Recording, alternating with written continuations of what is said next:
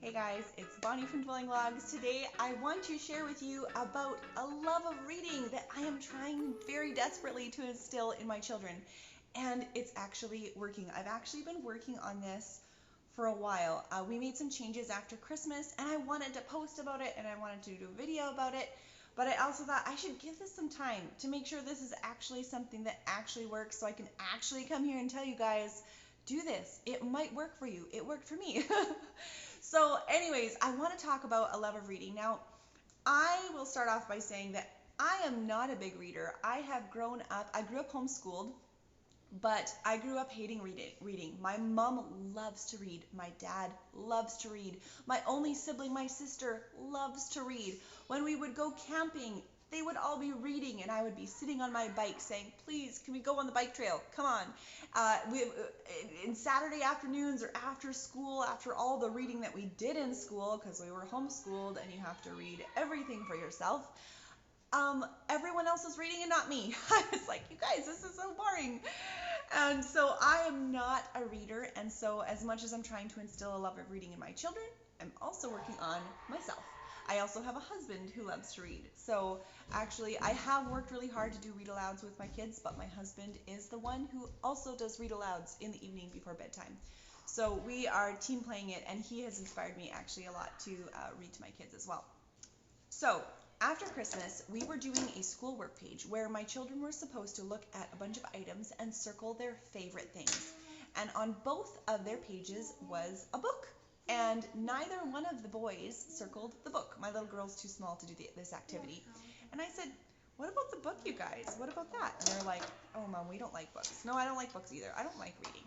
It's not very fun." And I was like, what? And in the homeschooling community, you guys, this is taboo. You know, if you're in the homeschooling community, you know that we push reading, love of reading, read alouds. It's like such an iconic thing for homeschoolers to have books be like this beautiful central part of their day and their homeschool and what they post about.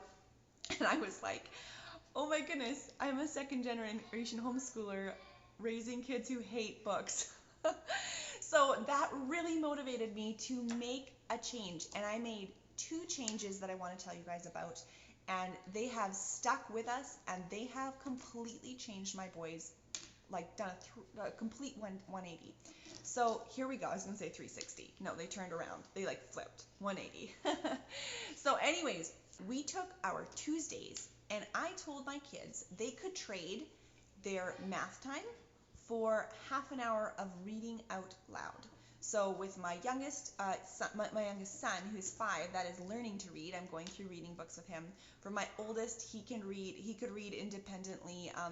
Books like Elephant and Piggy, a little bit of like Dr. Seuss. He was starting to read.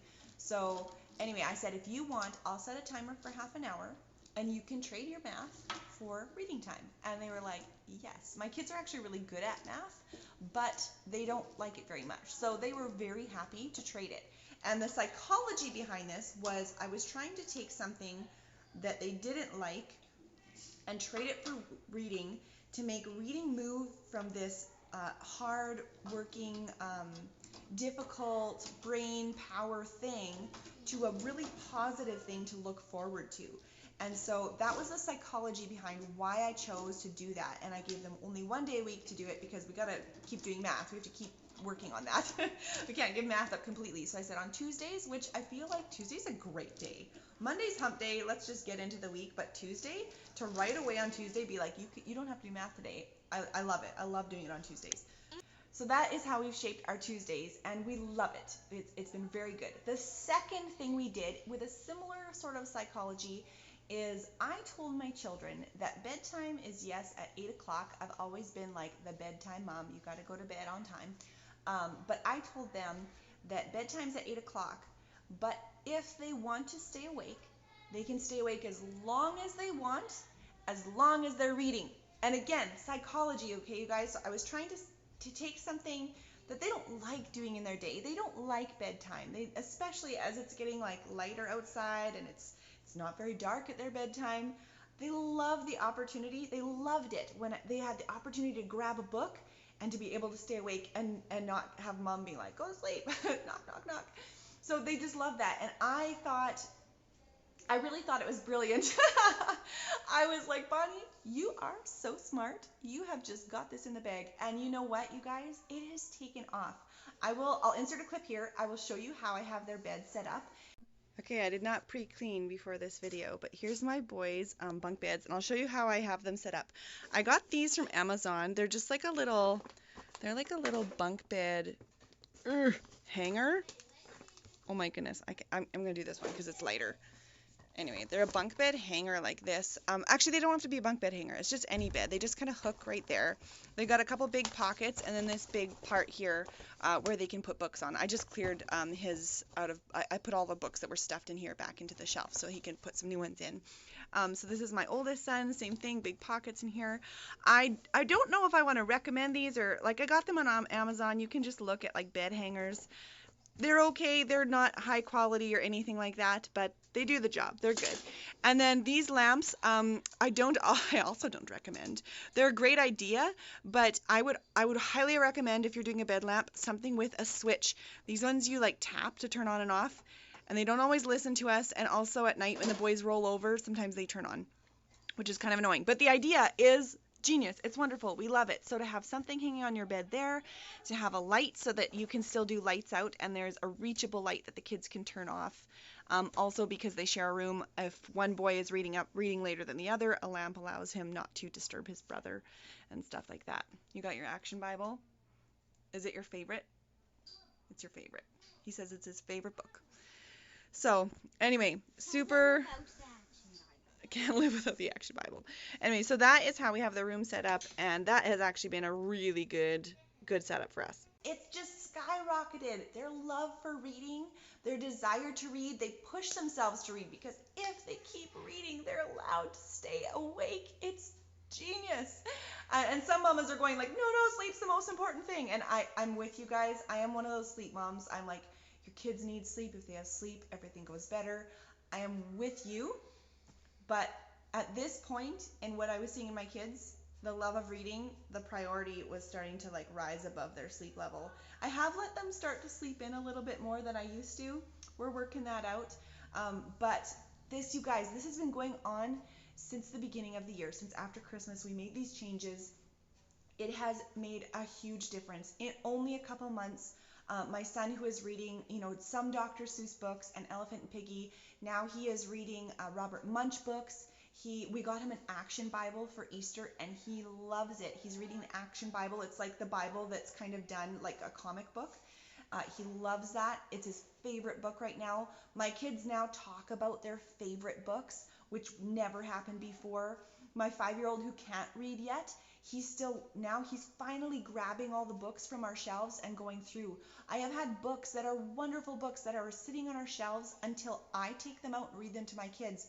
Now I'm finding them under their bed and off the shelf and on the floor and like all over the house, all these books. Plus, my little girl, who's not even 3 yet, at bedtime, she begs to stay in her brother's room for just a little bit longer so that she can listen to her big brother read out loud to her. She is becoming a book lover as well, even though it's not even me. I'm not even reading. Maybe this was like my genius strategy because I don't like reading. I'm just like equipping my children to read to themselves and to their siblings, so I don't have to do it. That was unintentional, but it's kind of working out for me. Anyway, so it was really good. These 2 changes, you guys, made a huge difference in our home. They're still going strong. My kids still love it. Their ability to read is skyrocketing, and their desire to read is skyrocketing. The last thing I just want to say about reading and fostering love of reading is to really get your kids to have some ownership over what they read. And one of the ways to do that is to let them pick books, and to not be too delegatory over what they read. When I read aloud, I'll pick it. We're reading Black Beauty right now out loud, and we've attempted this book many times. I'm pretty sure you can find another video where I'm like, we're gonna read Black Beauty, and we're still working on it because I don't like reading and I'm not very highly motivated. But that is our read aloud book, and I chose that book.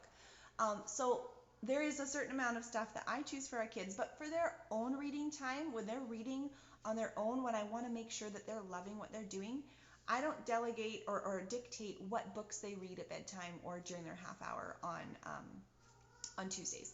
So I really think that it's really important to do that, because that it can very quickly take reading time into a negative space again, which we want to stay away from, right?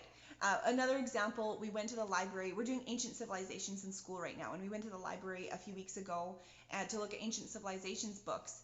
And I decided to let my kids, I said, you guys go and pick 2 books that you want. And so they went to the library and they picked like books that I was like, really, you guys, these sound so dumb. They just sound so dumb. And my oldest son, who can read more than what he picked a book called Dragons Love Tacos. And you know, I brought that home going like, oh my goodness, like I wish he'd, pick a book on ancient civilizations so we could, get excited about that together. Well, that book has become a book that they read every night. I've renewed it 2 times now from the library because my kids just love it, and my 5-year-old and my 2-year-old want to hear that book again, and they keep handing it to my oldest saying, read this one. And boy, you guys, it's just, they love it. They love being able to have books be something that they can take ownership of, explore, have fun with. It becomes a bit of a community thing when the siblings are doing reading together, without me even there. I'm not even there. At bedtime when they're reading, they're on their own. When my little girl wants to go into her brother's bed and read a book with them, I can peek in through the door. I love doing that. But it's like their time together, and it's been so beautiful. So I wanted to share that with you guys today. I hope this was encouraging, maybe give you some ideas. Maybe you'll try the same ideas as me. But I'm so encouraged from kids that just really did not like books at all, to people who do. And especially if you're in the homeschooling community. I remember growing up, I would read all day. I'm reading for science, I'm reading for social, I'm reading for history, I'm reading for math. Especially as I got into like junior high and high school, my parents were a little bit hands off with math because the math was maybe more than what they could handle. So we had a curriculum that was very much built for self-taught. We did Saxon. And sometimes I would have like 20 pages of explanation to read for my math lesson.